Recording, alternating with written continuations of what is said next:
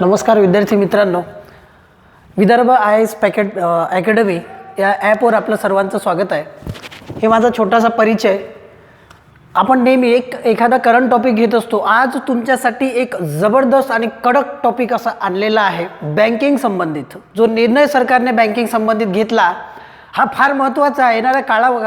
येणाऱ्या काळामध्ये यावर अनेक मोठं परिवर्तनही होऊ शकते आणि अनेक मोठं आंदोलन पण होऊ शकते। त्याबद्दल आपण थोडी माहिती पाहणार आहोत। थोडा विषय असा आहे की बँकिंग संबंधित आहे। असा एक निर्णय घेतलेला आहे सरकारने की जो ऐतिहासिक निर्णय आहे असू शकतो। ठीक आहे, तर तो मुद्दा काय आहे? सरकारी बँकेचे खाजगीकरण 1 फेब्रुवारी 2021 ला निर्मला सीतारामन यांनी जो अर्थसंकल्प मांडला तेव्हाच अर्थसंकल्पामध्ये घोषणा केली होती की भारताच्या 2 बँकेचे आम्ही खाजगीकरण करणार आहोत। आता सरकारी बँकेचे खाजगीकरण का करण्यात येणार आहे? सरकारी बँक खाजगी मालकीच्या का करण्यात येईल असा सरकारने निर्णय का घेतला असेल? तर पहा, काही बँका अशा आहेत ज्या सरकारी मालकीच्या आहेत, ज्या दरवर्षी कर्ज देते पण तेवढे वसूल होत नाही, पण सरकारला त्या बँकेला दरवर्षी कर्ज पुरवठा करावाच लागतो, बँका चालवाव्या लागतात। अशा बऱ्याचशा बँका आहेत। मग दरवर्षी कर्ज पुरवठा सरकार करते आणि दरवर्षी त्या बँकेचा कर्ज पुरवठा होत नाही, म्हणजे ते बँका दिवाळखोरीमध्ये जाते, फायदा काहीच नाही। दरवर्षी त्यांना कर्ज पुरवठा करणे आणि कर्ज पुरवठा वसूल होत नाही, म्हणून काही बँकेचं खाजगीकरण। म्हणजे थोडक्यात काय, तर सरकार काही बँका विकणार आहे। म्हणजेच लक्ष द्या, भारत सरकार 4 सरकारी बँका विकणार आहे। हा जो विकणार शब्द आहे हा लक्षात घ्या। विकणार आहे म्हणजे काय? आता बऱ्याच आपण म्हणतो की सरकारच्या मनात आलं तर सरकार काही विकेल, स्वतःला आपल्यालाही विकेल, देश पण विकेल। मुळात ह्या संकल्पना ज्या आहेत त्या अशा आहेत की 4 बँका विकणार आहेत भारत सरकार, म्हणजे त्या 4 बँका खाजगी मालकीच्या होईल। ज्या सरकारी 4 बँका आहेत त्या खाजगी मालकीच्या होईल। त्या 4 बँका कोणत्या आहेत? तर पहा, बँक ऑफ इंडिया ह्या सरकारी bank, central bank of India, Indian overseas bank आणि बँक ऑफ महाराष्ट्र या 4 सरकारी बँका ह्या खाजगीकरणामध्ये जाईल। म्हणजे हे 4ही बँका सरकार विकणार आहे। हे एकदम करंट अपडेट आहे। 27 फेब्रुवारी 2021 चा तो निर्णय आहे आणि नरेंद्र मोदींनी त्यावर ट्विट पण केलेला आहे, ते पण तुम्हाला सांगतो। 4 बँका खाजगीकरणामध्ये जाईल। या 4 बँकेचे कर्मचारी जे आहेत 50,000 कर्मचारी आहे बँक ऑफ इंडियाचे। त्यानंतर दुसरा क्रमांक लागतो सेंट्रल बँक ऑफ इंडिया, 33,000 कर्मचारी आहे सेंट्रल बँक ऑफ इंडियाचे। इंडियन ओव्हरसीज बँकेचे 26,000 कर्मचारी आहेत आणि बँक ऑफ महाराष्ट्राचे 13,000 कर्मचारी आहेत। ह्या जे 4 बँका निवडण्यात आलेल्या आहे हे फार मोठ्या आणि सेंट्रलाइज म्हणजे केंद्रीय पातळीवरच्या फार मोठ्या बँका नाही आहेत। हे 4 बँका ज्या सरकारने खाजगीकरणासाठी निवडल्यात ह्या मध्यम स्तरावरच्या बँका आहेत की जिथे कर्मचारी वर्ग कमीत कमी असेल अशा त्या बँका आहेत आणि ज्या बँकेने सर्वाधिक कर्ज पुरवठा केला आहे अशा ते 4 बँका आहेत। आता होईल काय? ह्या 4ही बँका सरकार विकणार म्हणजे खाजगी मालकीच्या होईल। आता खाजगी आणि सरकारी यामध्ये पण सरकारने एक स्पष्टीकरण दिलेलं आहे। सरकारी बँक आणि खाजगी बँक यामधला फरक काय? सरकारी बँकेला गव्हर्नमेंट कर्ज पुरवठा करते पण कर्ज वसुली होईलच, ती बँक दिवाळखोरीत जाऊ शकते, यामध्ये सरकारचा जास्तीत जास्त फायदा नाही। खाजगीकरण झालेल्या बँका, जे खाजगी बँका आपण पाहतो ते खाजगी बँकेमधला कर्मचारी आणि तिथली कामाची पद्धत आणि कामाची गती यावरून ते बँका व्यवस्थित चालू आहेत, म्हणून सरकारने निर्णय घेतला की ह्या 4 बँकेचे खाजगीकरण करण्यात येईल। आता बा, या जे 4 बँकेने जो कर्ज पुरवठा केला आहे तो कर्ज पुरवठा आणि ही बँका दिवाळखोरीमध्ये का गेल्यात? तर असा एक सर्वे आहे। शेतकरी जो कर्ज घेतो तो पण कर्ज वेळेवर भरतो, इतर लोक जे मध्यमवर्गीय लोक आहेत ते पण कर्ज घेतात, ते पण कर्ज देतात, कर्ज भरतात, लोन भरतात।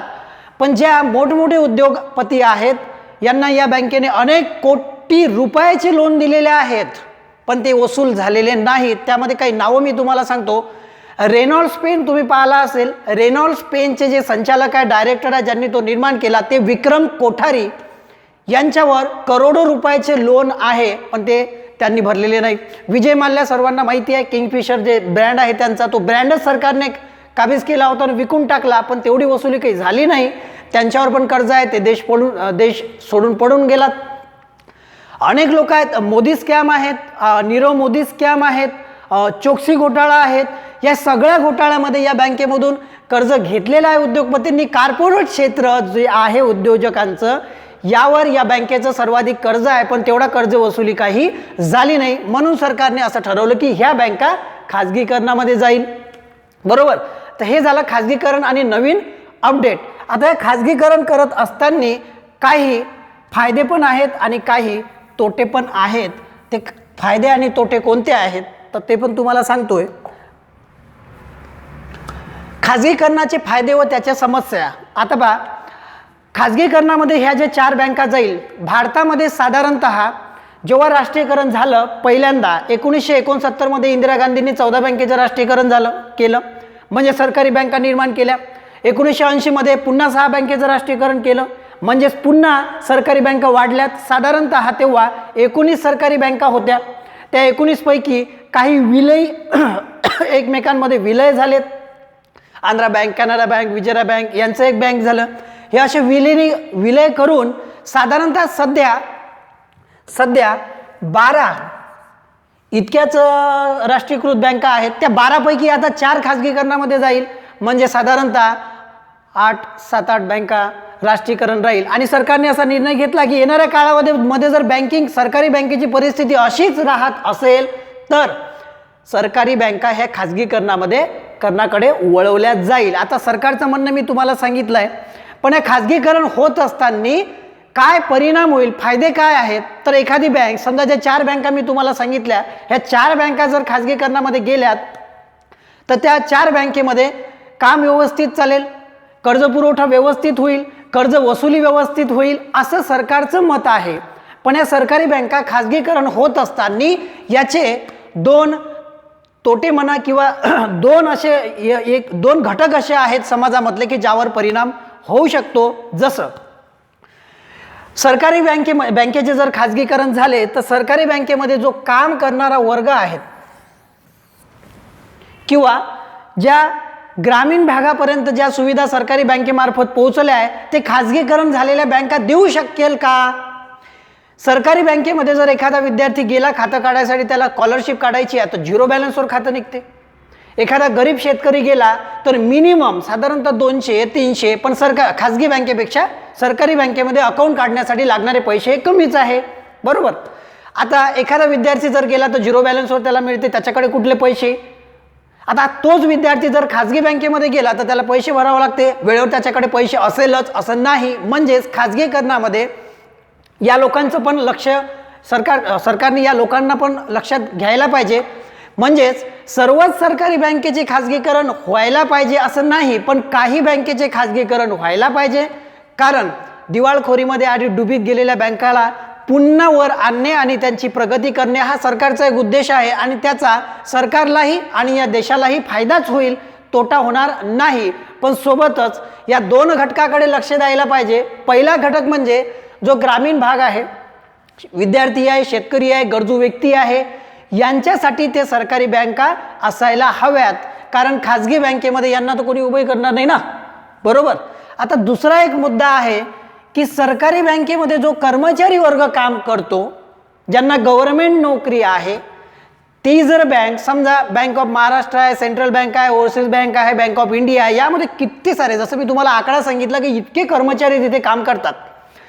ही जर बँक खाजगीकरणामध्ये गेली, ती बँक विकली, खाजगी मालकीची झाली, तर मग यांना जे वेतन मिळतात, भत्ते मिळतात, 10-10, 15-15 वर्ष हे मेहनत करून लागलेले लोक आहेत, तिथे सरकारी नोकरीवर आहेत. मग ती बँक जर खाजगीकरणामध्ये गेली तर मग यांच्या नोकरीचं काय? मग यांना नोकरी कोण देईल? मग यांना ते वेतन आणि भत्ते मिळेल काय?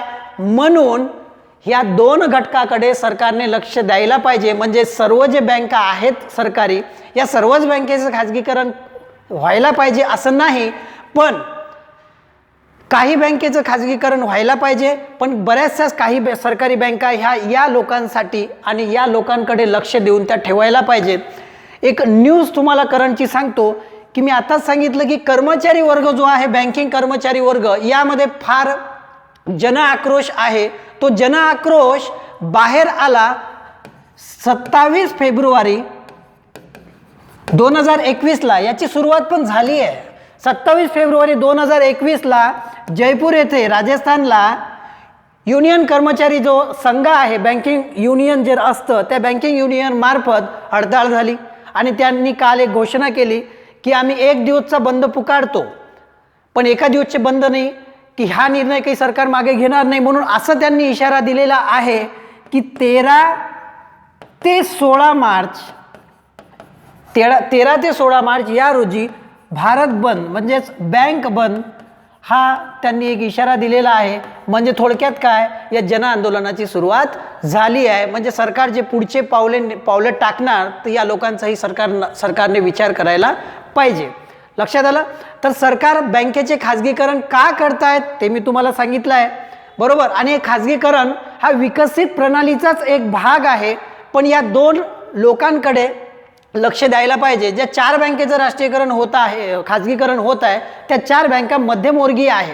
आणि या 4ही बँका ज्या आहेत आणि सरकारी बँका, SBI अशी एक बँक होईल की SBI हे ग्रामीण भागावरही काम करेल, जेणेकरून हा जो घटक मी तुम्हाला सांगितला आहे, विद्यार्थी, शेतकरी, गरजू वर्ग, यांच्यासाठी ते काम करेल की जेणेकरून या SBI मार्फत ज्या सुविधा या सरकारी बँकेमार्फत मिळत होत्या, त्या SBI मार्फतही लोकांना मिळायला पाहिजे, बरोबर. तर जो मुद्दा मी तुम्हाला सांगितला की सरकारचा उद्देश काय आहे, सरकारचा उद्देश साफ आहे आणि चांगला आहे की काही बँकेचे खाजगीकरण होईल. येणाऱ्या भविष्यामध्ये जर गरज पडली तर अजूनही काही बँकेचे खाजगीकरण करण्यात येईल.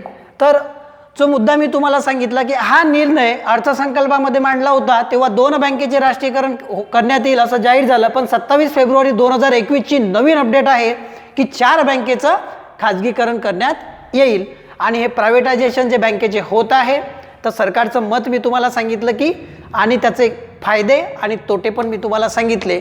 जो टॉपिक मी सांगितला याबद्दल नवीन अपडेट आपण नवीन लेक्चरमध्ये पाहू. तोपर्यंत येणाऱ्या तुमच्या एक्झामसाठी शुभेच्छा. धन्यवाद.